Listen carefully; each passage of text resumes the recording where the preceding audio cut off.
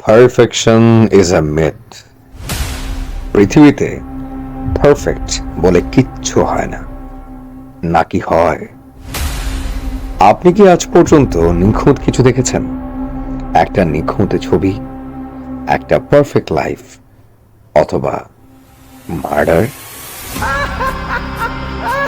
Audi cube presents Audi cube original আ perfect murder.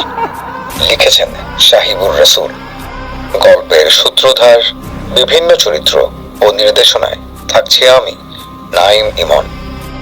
Audi cube এই গল্পের audio book rights এবং এই কন্টেন্টের ডিজিটাল রাইটস এর একমাত্র স্বত্বাধিকারী।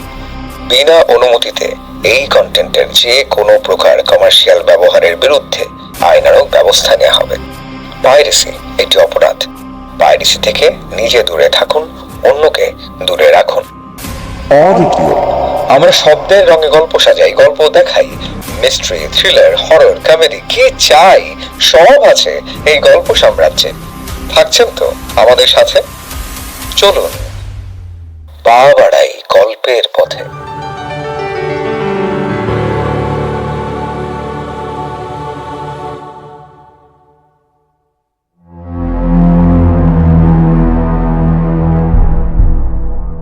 বদ্ধ রুমের একমাত্র দরজাটি খুলতেই ভিতরে প্রবেশ করলো একজন পুলিশ। ইন্টারোগেশন রুমে আগে থেকেই বসে আছে রাতুল। পুলিশকে দেখে সে নিজেকে স্থির করলো। এইরকম অবস্থায় ওকে কোনোদিন পড়তে হয়নি ঠিকই, কিন্তু এখন কি ঘটতে যাচ্ছে তা নিয়ে ওর ভালো ধারণা আছে। রাতুলের সামনে থাকা টেবিলের অন্য পাশের চেয়ারটা টেনে পুলিশটি বলল, আমার নাম ইন্সপেক্টর গালিব। আমি আপনাকে কিছু প্রশ্ন জিজ্ঞেস করব, আপনার তার উত্তর দিতে হবে। কোনো কিছু গোপন করার চেষ্টা করবেন না। এই রুমে সিসিটিভি ক্যামেরা লাগানো আছে, দেখছেন তো? আপনার ভিডিও ছাড়াও কথাও রেকর্ড করা হবে।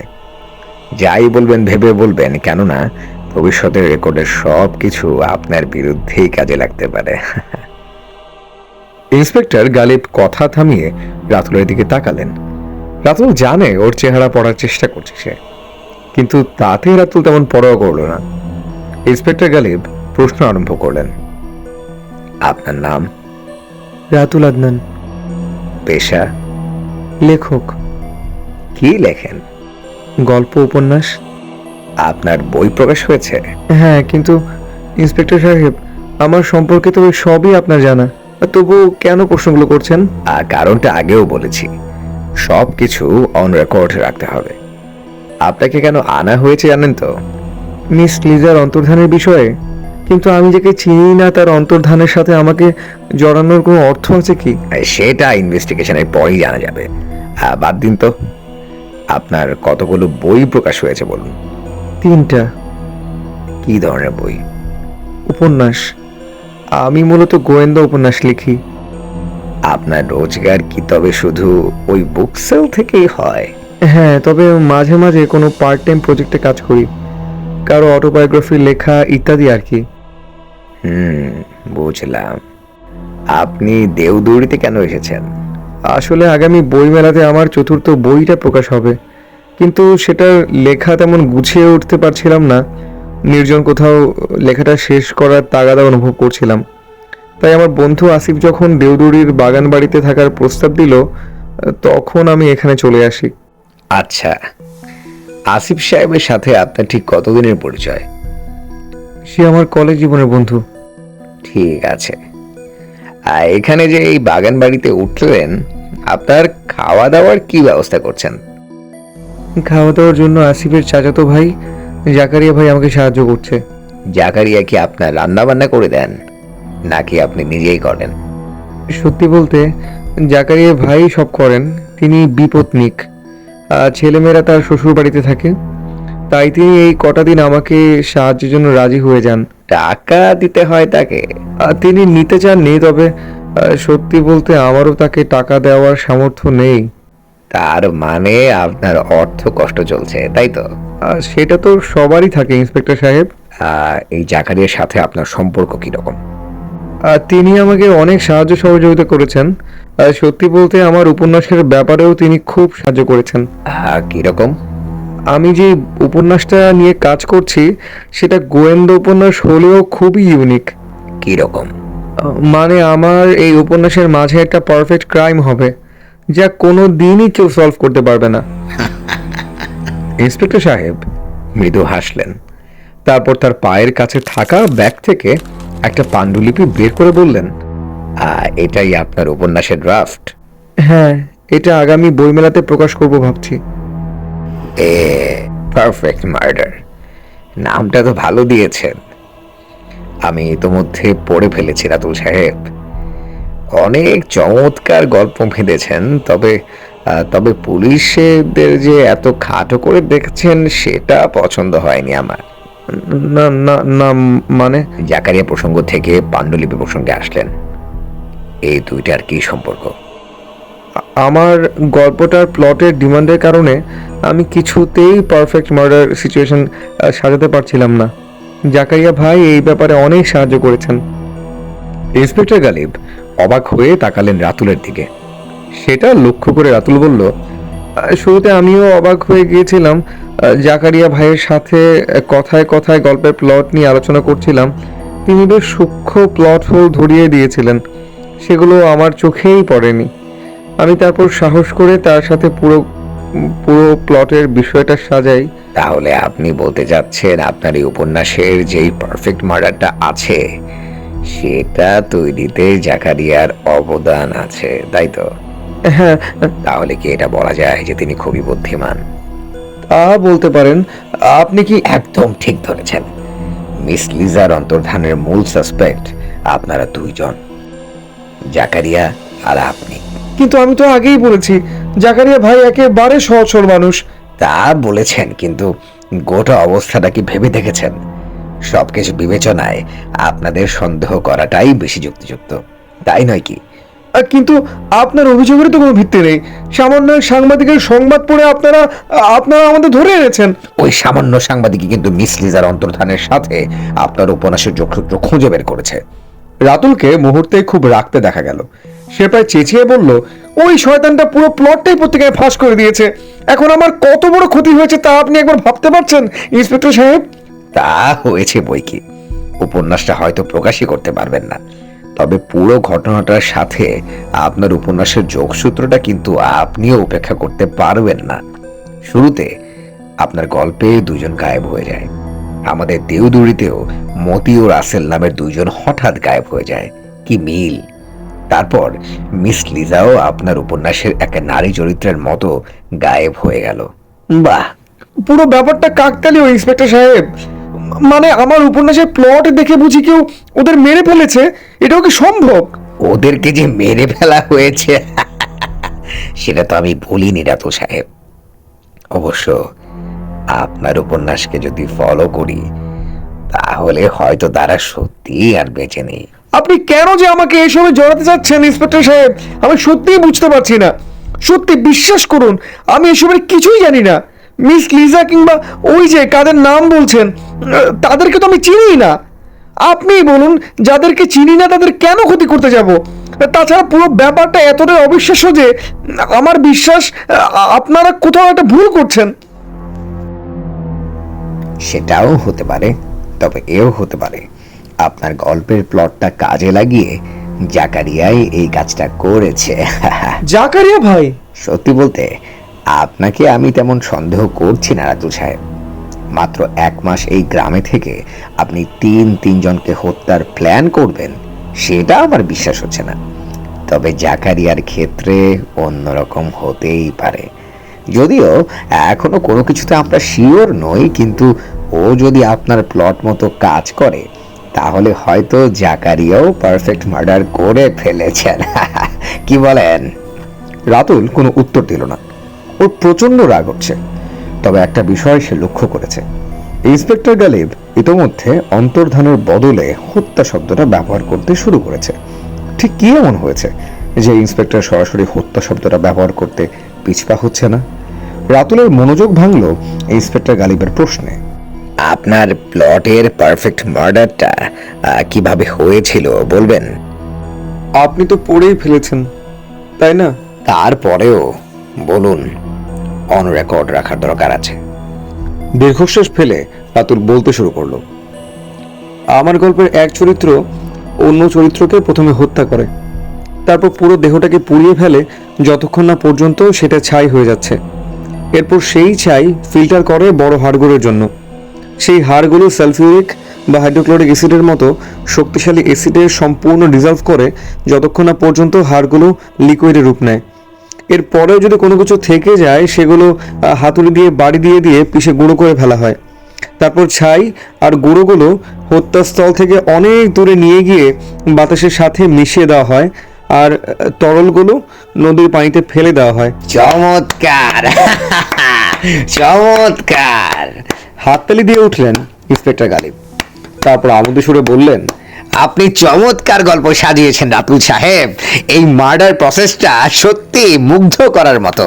ঠিক মতো এক্সিকিউট করতে পারলে সত্যি দেশে পারফেক্ট মার্ডারের সংখ্যাই বেড়ে যাবে। চমৎকার! কিন্তু ব্যাপারটা এত সহজ নয় যেমনটা আপনি ভাবছেন ইন্সপেক্টর সাহেব। কি রকম? ইন্সপেক্টর গালিবের কণ্ঠে প্রচ্ছন্ন কৌতুক ধরতে পারল রাতুল। পাণ্ডুলিপিটা যদি পড়েই ফেলেন তাহলে ইন্সপেক্টর গালিব যে পুরো বিষয়টাই জানে তাতে কোনো সন্দেহ নেই ওর। কিন্তু এখন পুলিশের কথা মতো উঠবস করা ছাড়া ওর কোনো উপায়ও নেই। রাতুল বলল, শুধু প্রসেস জানলেই হবে না, আরও কিছু শর্ত পূরণ করার পরই আমার গল্পে পারফেক্ট মার্ডারটা হয়েছিল। সেই শর্তগুলো কি কি? প্রথমত, একেবারে নির্জন জনমানব শূন্য জায়গা হতে হবে। লাশ পোড়ানোতে ধোঁয়া ও গন্ধ দুটিই হবে, তাই নির্জন জায়গা হওয়া অত্যাবশ্যক। তারপর? দ্বিতীয়ত, সাধারণ আগুনে লাশ পোড়ানো যাবে না, এতে সময় বেশি লাগবে। জনমানব শূন্য এলাকাতে লাশ পোড়াতেও সময় লাগবে, তাই যত কম সময়ে কাজটা করা সম্ভব ততই ভালো।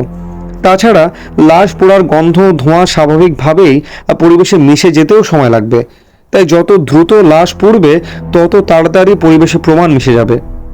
আরও আছে? হ্যাঁ, তৃতীয় শর্তটা হচ্ছে শক্তিশালী অ্যাসিড লাগবে, এতটাই শক্তিশালী যে যেটা হাড় গলিয়ে ফেলতে পারে।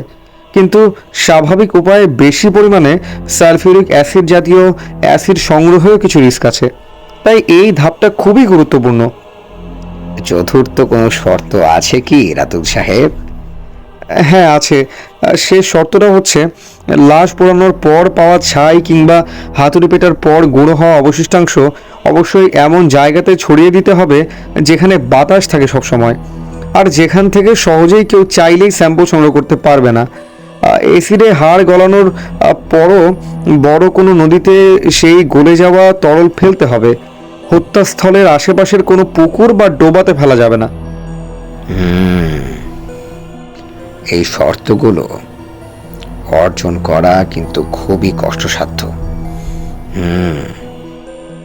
রাতুল ইন্সপেক্টর গালিবের কথা শুনে জয়ের হাসি হেসে বলল, এই জন্যই বলছি, মিস লিজা বা অন্যান্য যাদের অন্তর্ধানকে হত্যার নাম দিয়ে পত্রিকায় ছাপা হচ্ছে সেটা সম্পূর্ণ বানোয়াট। এই শর্তগুলো অর্জন করা শুধু গল্পেই সম্ভব, বাস্তবে নয়। রাতুলের কথা শুনে ইন্সপেক্টর গালিব এবার জয়ের হাসি হেসে বলল, এ ব্যাপারে আপনি একেবারে ভুল বলেছেন রাতুল সাহেব। দেওদুড়িকে আপনি এখনো ঠিক মতো বুঝতেই পারেননি। এই 4টি শর্তই এই গ্রামে অর্জন করা সম্ভব। রাতুল বিস্মিত হয়ে জিজ্ঞাসা করল, কিরকম? আচ্ছা বলছি। প্রথম শর্ত হলো লাশ পোড়ানোর জন্য নির্জন জায়গা লাগবে, তাই তো? আমাদের এই দেওদুড়িতে পুরোটাই তো হাওড় এলাকা, এর চেয়ে নির্জন জায়গা আপনি পাবেন কোথায়? খুঁজেও পাবেন না। আপনি আসিফ সাহেবের যেই বাগান বাড়িতে উঠেছেন সেটার আশেপাশে কয়েক কিলোমিটারেও কোনো বাড়িঘর নেই। মূল গ্রামের অংশ ছাড়া হাওড় অংশের পুরোটাই নির্জনতা। এর চেয়ে আদর্শ নির্জন জায়গা কি আর কোথাও হতে পারে রাতুল সাহেব? রাতুল কোনো উত্তর না দিয়ে বিস্মিত চোখে ইন্সপেক্টরের দিকে তাকালো। ইন্সপেক্টর গালিব বলল, আর তাছাড়া হাওড়ের বিভিন্ন ক্ষেতে অস্থায়ী বেশ কিছু বাড়িঘর আছে, কাঁচা বাড়ি। সেগুলো তৈরি খড় দিয়ে মূলত এসব বাড়িতে ধান শোকানো হয়। গত কয়েক বছরের এই এলাকার ভুট্টা চাষে ধস নেমে এসেছে। এই বছরেও হঠাৎ বন্যার কারণে প্রচুর ভুট্টা নষ্ট হয়েছে। কিছু কিছু চাষি সূর্যমুখীর ফলনেও ধরা খেয়েছেন। এর ফলে এই অস্থায়ী বাড়িগুলোতে মাঝে মধ্যেই পচে যাওয়া ফসলে আগুন দেওয়া হয়। সেই আগুনে যদি পচে যাওয়া ফসলের সাথে একটা লাশ দেওয়া হয় তাহলে কি সেটা কেউ টের পাবে? কি বলেন রাতুল সাহেব? রাতুল অবাক হয়ে বলল, এইটা সম্ভব হতে পারে? আর হাওরে নদী থাকতে বাতাসের কোনো অভাব নেই। নদীর পাড়েই আপনি ছাই আর গলিত হাড়ের তরল দুইটাই ঢালতে পারবেন। কিন্তু এখানকার কেউ সালফিউরিক অ্যাসিড সংগ্রহ করবে কি করে? সেটার কি কোনো দরকার আছে? মানে? হাওরের নদী যে কতটা গভীর সে বিষয়ে আপনার তেমন ধারণা নেই রাতুল সাহেব। কেউ যদি নৌকা করে অবশিষ্ট হাড়গোড় নদীতে ফেলে আসে, পৃথিবীর কোনো ডুবুরির সাধ্য নেই সেটা উদ্ধার করার। তাহলে বলুন রাতুল সাহেব, আপনার পারফেক্ট মার্ডার কি এই গ্রামে সম্ভব? দ্বিধাগ্রস্ত কণ্ঠে রাতুল বলল, হ্যাঁ সম্ভব, কিন্তু সেটা হলেও আমি কি বহিরাগত হয়ে এত সব করতে পারবো নাকি? আপনি অযথাই আমাকে সন্দেহ করছেন। সেটা ঠিক বলেছেন। সত্যি বলতে আমি মনে করি আপনার কোনো দোষ নেই। তবে হত্যা যে করেছে সে আপনার উপন্যাসের প্লট থেকে যে বুদ্ধি নিয়েছে তাতে কোনো সন্দেহ নেই। এই কারণে কি জাকারিয়া ভাইকে সন্দেহ করছেন? হ্যাঁ, কিন্তু তাই যদি হয় তবে ভুল করছেন, কেননা জাকারিয়া ভাইয়ের তো কোনো মোটিভ নেই। হ্যাঁ, সেটা অবশ্য ঠিক। আমরা অনেক খুঁজেও কোনো মোটিভ পাইনি। জাকারিয়া মতিয়া রাসেলকে এলাকায় পরিচয় সূত্রে যতটুকু চিনত ততটুকুই চিনে। মিস লিজার সাথে প্রাইমারি আমলে জাকারিয়া পড়ালেখা করত, কিন্তু প্রাইমারির পর জাকারিয়া পড়ালেখা যেহেতু করেনি তাই মিস লিজার সাথে বন্ধুত্ব কিংবা প্রেম ভালোবাসা মিলছে না সমীকরণটা। না, এগুলো সম্ভব বলে আমি মনে করি না, বিশেষ করে যখন মিস লিজা উচ্চশিক্ষিতা। তাই যদি হয় তাহলে আমাদের এখানে আটকে রাখার কি কোনো প্রয়োজন আছে? সেটা অবশ্য নেই, কিন্তু কয়েকটা বিষয় কিছুতেই ক্লিয়ার হতে পারছি না। সেজন্যই আপনার সাথে এত ডিটেলসে কথা বলা আর কি। কি বিষয়? এই যেমন ধরুন, আপনি আর জাকারিয়া ছাড়া আর কেউ কি জানে গল্পের প্লটটা? আমার জানা মতে তো আর কারো জানবার কথা নয়। তাই যদি হয়, সাংবাদিক আজমল কিভাবে জানলো সেটা আমি বুঝতে পারছি না। আপনার কি কোনো আইডিয়া আছে রাতুল সাহেব? রাতুল এবার যেন পুরো রাগে ফেটে পড়ল, প্রায় চিৎকার করে বলল, আমি শুরু থেকেই বলছি ওই সাংবাদিক অযথাই পুরো ব্যাপারটা ঘেঁটে কাসুন্দে বানিয়েছে। আমি নিশ্চিত সেই আমার ঘরে সেদিন চুরি করেছিল, আর সেটার পরই স্রেফ পত্রিকার নাম করানোর জন্য সে এমনটা সাজিয়েছে। আপনার ঘরে চুরি হয়েছিল মানে?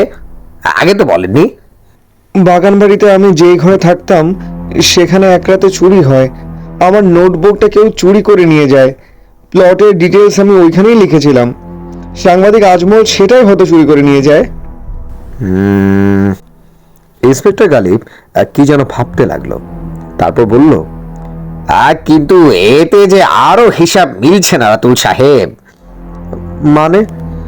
মানে হলো, আপনি বলছেন সাংবাদিক আজমল আপনার ঘরে এসে আপনার প্লট ডিটেলসের খাতাটা চুরি করে নিয়ে গেছে, তাই তো?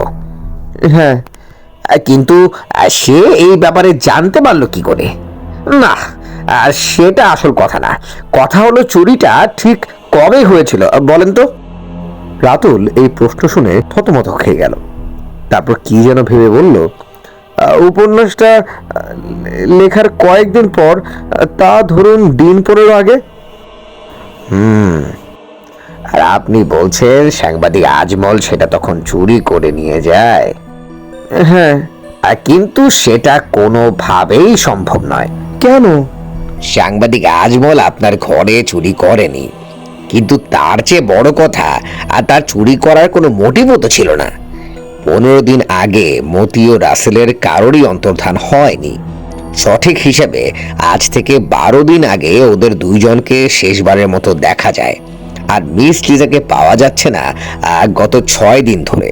অর্থাৎ সাংবাদিক আজমলকে যদি এই 3জনকে নিয়ে কোনো রিপোর্ট করতে হয়, তাহলে সেটা মিস লিজার নিরুদ্দেশ হবার পরেই করবে। তাই 15 দিন আগে এই বিষয়ে তার কোনো তোড়জোড়ের কি কোনো দরকার আছে? তা ঠিক বলেছেন। রাতুল ইন্সপেক্টর গালিবের কথা শুনে গভীরভাবে কি যেন ভাবতে লাগলো। তারপর বলল, তাহলে বলছেন অন্য কেউ চুরি করেছে? হ্যাঁ, আমারও তাই ধারণা। সত্যি বলতে সাংবাদিক আজমলকে কেউ ফোন দিয়ে জানিয়েছে আপনার প্লটের খাতাটা কে চুরি করেছে, সেটার কথা। মানে? প্রায় চিৎকার করে উঠল রাতুল। ইন্সপেক্টর গালিব তখন আবার তার পায়ের কাছে থাকা একটা নোট খাতা বের করে টেবিলের উপর রাখলো। রাতুল সেটাকে দেখেই চিনতে পারল। ইন্সপেক্টর গালিব বলল, মিস লিজার অন্তর্ধানের ঠিক পরদিনই কেউ সাংবাদিক আজমলকে ফোন দিয়ে বলে যে মিস লিজাকে হত্যা করা হয়েছে। তারপর এও বলে দেয় কোথায় ও কিভাবে গেলে ক্লু পাবে। রাতুল কৌতূহলী হয়ে জিজ্ঞেস করলো, এর মানে আমার খাতাটা যে চুরি করেছিল সেই মিস লিজার অন্তর্ধান বা খুনের পিছন দায়ী? হ্যাঁ, আর তাকে আমরা ধরেও ফেলেছি। ধরে ফেলেছেন? কাকে ধরেছেন? বকুল, চিনতে পারছেন? জাকারিয়া ভাইয়ের বন্ধু বকুল? হ্যাঁ, তিনি আপনার প্লটের খাতাটা চুরি করেছে। আর সাংবাদিক আজমল অজ্ঞাত ফোন কলে সেটা জানতে পেরে বকুলের ঘর থেকেই উল্টো সেটা চুরি করে ফেলে। নোট খাতার প্লটটা পড়ে তিনি মতি ও রাসেল এবং মিস লিজার অন্তর্ধানের বিষয়ে পত্রিকায় লেখালেখি শুরু করেন। তারপরেই তো আমাদের তদন্ত করতে হলো। রাতুল অবিশ্বাসী দৃষ্টিতে তাকিয়ে রইল ইন্সপেক্টর গালিবের দিকে। এদিকে ইন্সপেক্টর গালিব বলে চলল, আমরা গত রাতেই বকুলকে ধরি। পুলিশের সামান্য আদর পেতেই বেটা সব স্বীকার করে ফেলে। রাতুল কপালের ঘাম মুছে বলল, স্বীকার করে ফেলেছে? কিন্তু তাহলে তো পারফেক্ট মার্ডার হলো না। ইন্সপেক্টর গালিব ব্যঙ্গ করে বলল, সেটা হয়তো হবে না, কেননা বাস্তব জগৎ গল্পের মতো ছকে বাঁধা রীতিতে চলে না রাতুল সাহেব। একটা কাকতালীয় ঘটনা আমাদের এই কেসটাকে সলভ করতে সাহায্য করেছে। ইন্সপেক্টর গালিব এবার তার পায়ের কাছে থাকা ব্যাগ থেকে একটা ছোট্ট স্বচ্ছ এভিডেন্স প্যাকেট বের করে। সেটার ভিতরে একটা আংটি দেখা যাচ্ছে। সেটা দেখে জিজ্ঞাসু চোখে ইন্সপেক্টরের দিকে রাতুল তাকাতেই ইন্সপেক্টর গালিব বলল, পুরো ঘটনাটা খুলে বলি। ঘটনা পরিক্রম হলো এই রকম। আপনি গ্রামে আসেন উপন্যাসের লেখা শেষ করার জন্য। তারপর জাকারিয়ার সাথে সেটার প্লট নিয়ে আলোচনা করতে শুরু করেন। আপনি লেখক হওয়ার কারণে ছোট্ট ছোট্ট প্লট ডিটেলস খাতায় লিখে রাখতেন। তাই পাণ্ডুলিপি ছাড়াও আপনার প্লট ডিটেলসের খাতাটাকেও একটা আস্ত উপন্যাসই বলা যেতে পারে। জাকারিয়া আপনার এই উপন্যাসের প্লট নিয়ে তার বন্ধু বকুলের সাথে আলোচনা করে। এদিকে বকুলের মনে পুরো ব্যাপারটা শুনে আরেকটা কুচিন্তা জেগে ওঠে। সে প্রথমে আপনার প্লটের নোট খাতাটা চুরি করে, তারপর সেটা পড়তে শুরু করে। ম্যাট্রিক ফেল হলেও আপনার ডিটেলস প্লট বুঝতে ওর অসুবিধা হয়নি। এরপর সে প্রথমে মতি ও রাসেলকে হত্যা করে, যাকে বলে একদম পারফেক্ট মার্ডার। কোথাও কোনো সূত্র নেই, তাই চাইলেও কেউ ওকে ফাঁসাতে পারবে না। প্রথম চেষ্টাতেই সফল হওয়ায় বকুল নিজের পরের টার্গেট মিস লিজাকেও হত্যা করে, ওই সেই একই কায়দায়।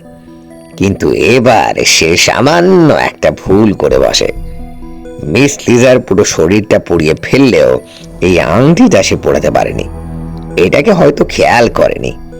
তাই বকুল যেসব অস্থায়ী বাড়িতে কাজ করত সেখানে তল্লাশির পরই এই আংটিটা আমরা উদ্ধার করি।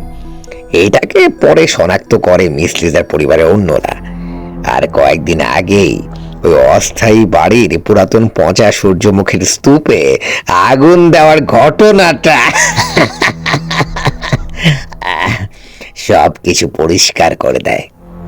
বকুল মিস লিজা হত্যাকাণ্ড স্বীকার করতে বাধ্য হয়।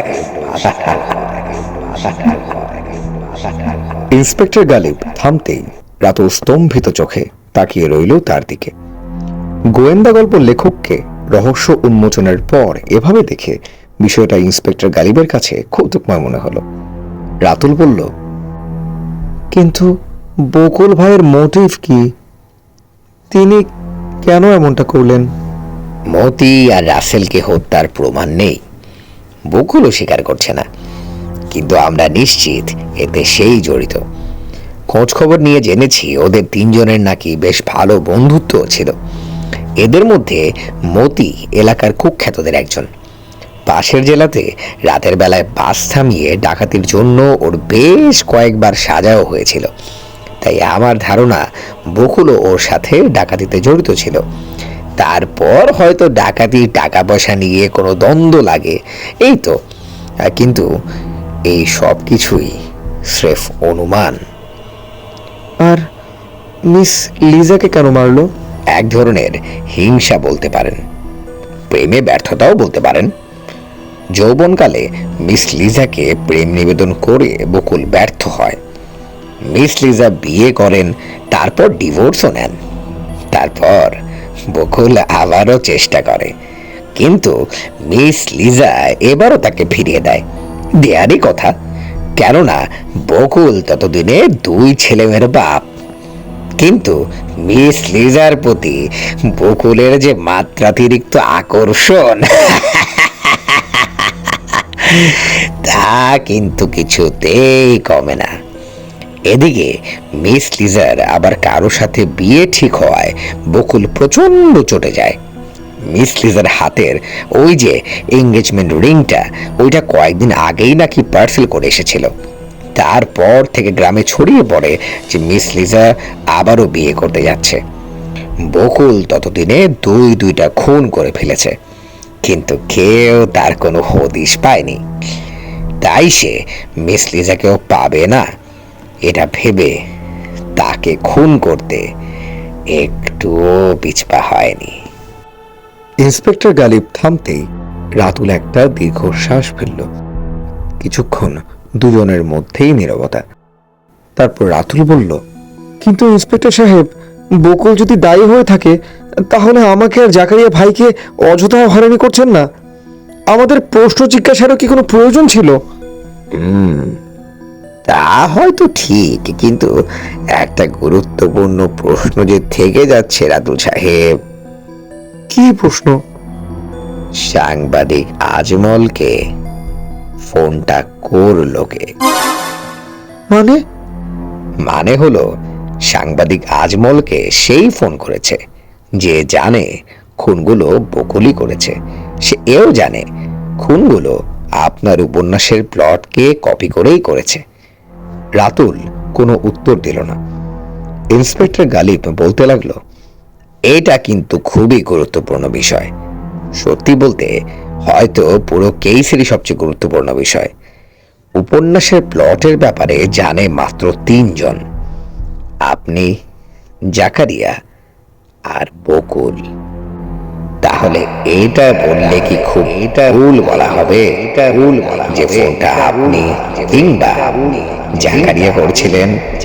কি বলেন রাতুল সাহেব, কি বলেন? আপনি বলতে চাচ্ছেন বকুলকে আমাদের দুজনের কেউ খুন করতে উৎসাহ বা সাহায্য করেছে, আর তারপর সাংবাদিককে ফোন করে জানিয়েও দিয়েছে? হতেও পারে। তাই যদি হতো, তাহলে এতক্ষণে নিশ্চয়ই সাংবাদিক আজমলের মোবাইল থেকে নাম্বারটা নিয়ে ট্রেস করে ফেলতেন। সেই চেষ্টা করেছি, কিন্তু ব্যর্থ হয়েছি। তাহলে বলবো আপনার থিওরিতে ভুল আছে, আপনি অযথাই আমাদের হয়রানি করছেন। হয়তো আপনি ঠিকই বলছেন, কিন্তু রাতুল সাহেব, বকুলকে কেউ আড়াল থেকে পুতুলের মতো নাচাচ্ছে, বিষয়টা ভাবলে কিন্তু পুরো কেসটাই পাল্টে যাবে। আপনার এই থিওরি আমার গল্পেই সম্ভব, বাস্তবে না। উপরন্তু কোনো প্রমাণ নেই আপনার হাতে। তাই আপনার থিওরির জন্য আমাকে আর আটকে রাখাটা আমি সহ্য করব না। যথেষ্ট গল্প করেছি, আর না। এই বলে রাতুল উঠে দাঁড়াতেই দীর্ঘশ্বাস ফেলে ইন্সপেক্টর গালিব বলল, তা ঠিক বলেছেন। আচ্ছা, আপনি এখন আসতে পারেন।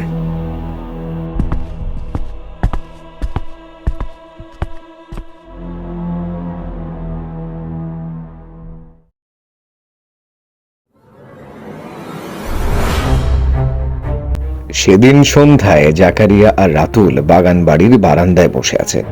জাকারিয়া বলল, আসিফ ফোন দিয়েছিল। রাতুল হেসে বলল, তা কি বলল? তোমাকে ধন্যবাদ জানিয়েছে। তা তো জানাতেই হবে, ওর জন্য এত বড় কাজ করেছি, তারপর যদি ধন্যবাদটা না দেয় তাহলে তো খুব খারাপ হতো। আমি কিন্তু ভয় পেয়ে গিয়েছিলাম। ইন্সপেক্টর গালিব কিন্তু খুবই চালাক লোক। তবে শেষ পর্যন্ত কিন্তু একজন রহস্য গল্প লেখকের কাছে হার মানতেই হলো। তা ঠিক। রাতুল এবার উঠে ঘরের ভিতরে ঢুকতে লাগলো। ওর পিছু নিল জাকারিয়া। কিছুক্ষণ পর ওরা দুইজন একটা রুমের সামনে এসে দাঁড়ালো। বাইরে থেকে রুমটা তালা দেয়া। সেই তালা খুলে রুমটাতে দুইজনই প্রবেশ করলো। রুমের ভিতরে 60 ওয়াটের বাল্ব জ্বলছে। সেই মৃদু হলদে আলোয় রুমের এক কোণে জবুথবু হয়ে একটা নারীকে বসে থাকতে দেখা গেল। তার দিকে তাকিয়ে রাতুল বলল, জাকারিয়া ভাই, আমার 1 মাসের অপেক্ষার প্রায় শেষ হলো। উপন্যাস লেখাও হলো, বকুলের কল্যাণে সেই উপন্যাসের পারফেক্ট মার্ডারের প্রমাণও দেখা হলো। এখন তাই যেই কারণে আমার এত চেষ্টা, সেটা পূরণ করার পালা। জাকারিয়া নারীটার দিকে ব্যঙ্গাত্মক দৃষ্টিতে তাকালো। 1.5 মাস আগে আসিফ আর রাতুল যখন পুরো পরিকল্পনাটার কথা বলছিল, তখন ওর কিছুতেই বিশ্বাস হচ্ছিল না। বিশেষ করে লিজার সাথে আসিফের গোপন সম্পর্কের কথা শুনে জাকারিয়া খুব চমকে উঠেছিল। তবে তার চেয়েও বেশি চমকে উঠেছিল লিজাকে মারার পরিকল্পনা শুনতে। তখনই প্রথম রাতুল নামের সাক্ষাৎ রাক্ষসের সাথে দেখা হয় জাকারিয়ার। রাতুল নিজে আরেক নারীকে হত্যা করার পরিকল্পনা করছিল। রাতুল একটা পারফেক্ট মার্ডার করতে যাচ্ছিল, আর আজ দিন শেষে সে সেটার দ্বার প্রান্তে এসে দাঁড়িয়েছে। জাকারিয়া রাতুলের কণ্ঠ শুনতে পেল। পুলিশ আমাদের কোনোদিন ধরতে পারবে না, জানেন? কেন? পুলিশ একটা পারফেক্ট মার্ডারের 5ম শর্তটা জানে না বলে। 5ম শর্ত? হ্যাঁ, সেটা হলো ক্যামোফ্লাজ। আসিফ লিজাকে মারতে চায় বলে আমরা বকুলকে দিয়ে মতি আর রাসেলকে মেরে বকুলের মাঝে সাহস জাগিয়েছি। তারপর বকুলকে দিয়ে লিজাকে হত্যা করিয়েছি। মূলত লিজাকে হত্যার জন্য মতি আর রাসেল ছিল ক্যামোফ্লাজ। তাছাড়া অনেক চেষ্টার পর তীব্র আগুনে গলবে না এমন একটি আংটি বানিয়ে সেটা মিস লিজাকে পার্সেল করাটাও একটা ক্যামোফ্লাজ ছিল। পুলিশ সেই আংটিটিকে সূত্র ধরে বকুলকে ধরেছে, অথচ বকুল ভেবেছিল তাকে কেউ ধরতে পারবে না।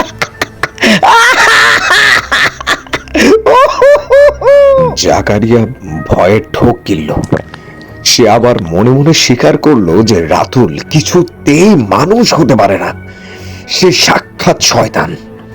আসিফের ইচ্ছা পূরণের জন্য লিজাকে মারার এই পুরো নাটক হচ্ছে এই জঘন্য নারীটাকে হত্যা করার ক্যামোফ্লাজ। বুঝেছেন জাকারিয়া ভাই? এতদিন যা কিছু ঘটেছে তাই কুৎসিত প্রাণীটাকে মারার জন্যই সাজানো হয়েছিল, বুঝেছেন? জাকারিয়া কোনো উত্তর দিল না। রাতুল পাগলের মতো বিচ্ছিরি হাসি হেসে বলল, কিন্তু আর তো সইছে না আমার। জাকারিয়া ভাই, তৈরি শুরু করেন। আজ রাতে সূর্যমুখী স্তূপে এর চিতা জ্বালাবো আমি।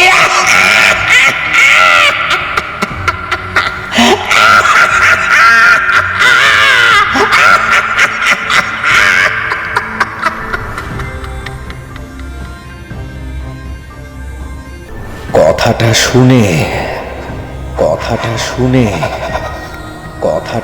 জাকারিয়া ভয়ে শিউরে উঠল। একই সময়ে রুমের এক কোণে জবুথবু হয়ে বসে থাকা ভয়ার্ত মেয়েটার দিকে তাকিয়ে বুঝল আসল পারফেক্ট মার্ডার আজ রাতে ঘুরতে চলেছে, আজ রাতে ঘুরতে চলেছে।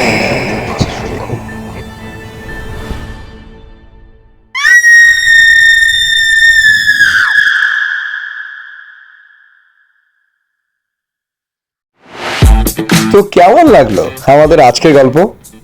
অন্য কোনো গল্প কি চান ইন্সপেক্টর গালিবকে, নাকি আপনার পছন্দ অন্য কোনো চরিত্র? লিখুন কমেন্টস বক্সে, লাইক দিয়ে জানান আপনার অনুভূতি, সাবস্ক্রাইব করে আমাদের সঙ্গেই থাকুন, বেল আইকন অন করুন যাতে আপনি পেয়ে যান আমাদের সব নোটিফিকেশন, আর শেয়ার করুন আপনার প্রিয় মানুষগুলোর সাথে। আমরা ফিরছি পরের গল্পে, সে পর্যন্ত কান পাতুন অডি কিউবে।